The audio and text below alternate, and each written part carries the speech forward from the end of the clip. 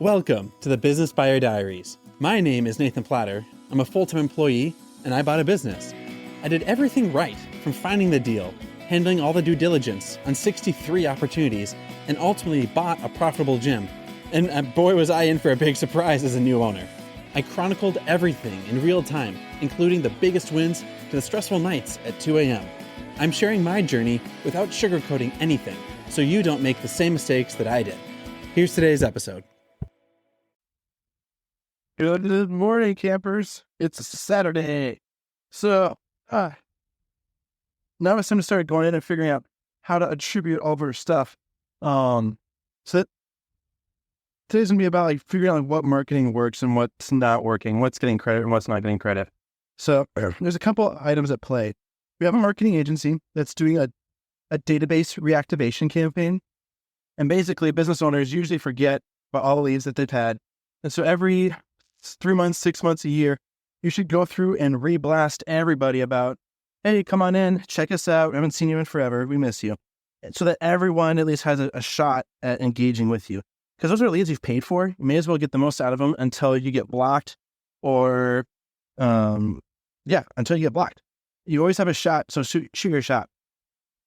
We have 2,400 leads, and we've only been able to get through about 1,000 for our reactivation campaigns, the Black Friday deal. So when folks are buying our painful memberships from our Black Friday deal, our members are hearing about it in person at the classes. They're seeing it at the studio, but they haven't been text notified. And so some of that's gonna be a little tricky. So like one of our members, I'll just make up a name. So, because it's their confidential info. We'll just say Michael. Nice and simple name there. Almost a generic, but I guess now you know I was gonna say that. If Michael came to the studio, got a workout, I was like, yeah, I want to buy that Black Friday deal, buys the Black Friday deal, and then 4 days later gets the text blast, we shouldn't attribute the text blast to that, but we have to log it as a credit because his value in the CRM is that he will buy that annual thing. And so we want to target him for higher end products because it's a $1,600 purchase. It's not cheap. And if folks buy $10 items, $20 items, we got to tag him as that. So I'm trying to figure out how do we attribute that, because you shouldn't attribute the marketing to that spend, but you should attribute that value to that lead. And so we have only 1,000 people in, we have 1,400 to go. We've sold 15 of those deals so far. And I believe we've still got another 20 people that want to buy it. They just haven't been told about it. And so, and to do that, what else? The cold, warm outreach is starting to pick up. Unfortunately, our word ad copy was just hey, gym owners, we're looking for people in your area to do a 10-week program. And it's just all words and emojis. That's doing better than the videos that I shot for the agency, where I'm hey, my name's Nathan. Let's walk around the gym. So I don't know if I am less exciting than just a bunch of words and emojis, but those are working better. So I'm willing to work with the agency to bump up the daily spend because the cost per leads are coming in at $20 a lead. And we're targeting to have an under $200 cost per acquisition. That's the target. We'll probably hit $250. But if you spend $250 to get someone who's going to pay $160 a month, great deal. I'll do that deal all day, every day. I'll max up my credit cards to do that deal every day. So we got to get the cold stuff going.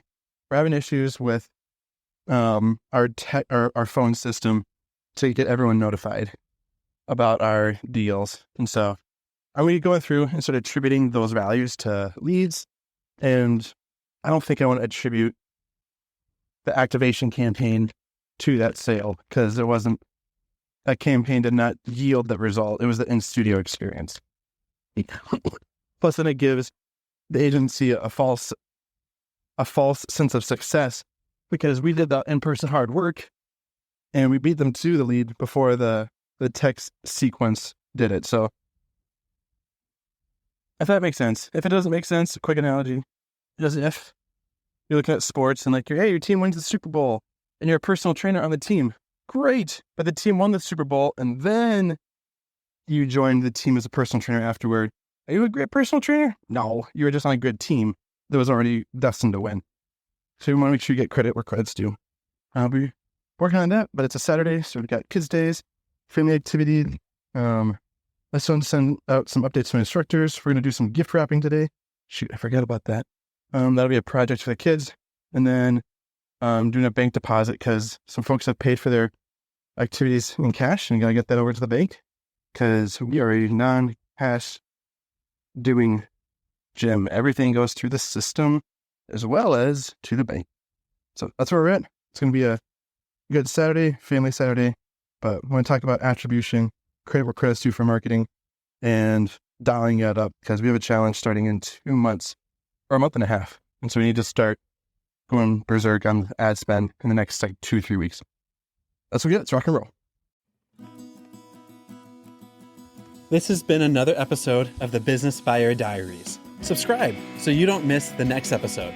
I hope you're realizing that business ownership is no cakewalk.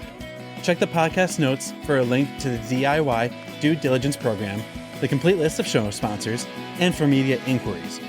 Music written and composed by Wes Schrock. I'm your host, Nathan Platter. Join me again on the next one.